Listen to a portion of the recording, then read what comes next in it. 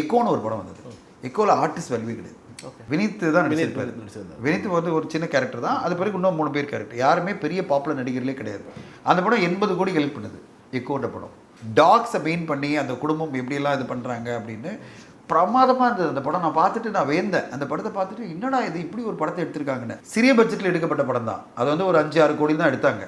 ஆனால் அந்த படத்துக்கு அவ்வளோ பெரிய ஓப்பனிங், அந்த அவ்வளோ ஒரு கலெக்ஷன் வருது, முதல்ல ஆரம்பிக்குது. அது பிறகு படம் பெருசாக டேக் ஆஃப் ஆகி 80 கோடி கிட்ட கலெக்ட் பண்ணது தான். எப்படி கலெக்ட் பண்ணுது? இன்னி வரையும் பெருசாக பேசப்பட்ட படம்.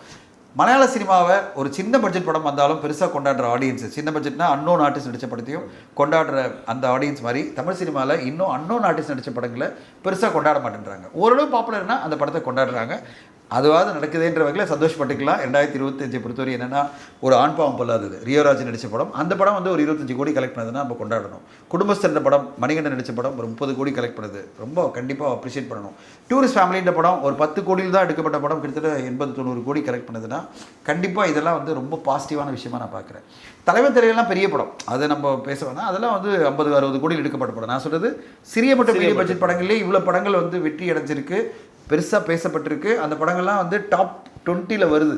நான் சொல்கிறது ஆண் பாவம் பொல்லாதது, இது குடும்பஸ்தன், இதெல்லாம் வந்து சின்ன பட்ஜெட்டில் எடுக்கப்பட்ட படங்கள், மீடியம் பட்ஜெட்டில் எடுக்கப்பட்ட படங்கள் இவ்வளோ பெரிய வெற்றி அடையும் போது நம்மளுக்கு தமிழ் சினிமா மேலே ஒரு நம்பிக்கை வருது.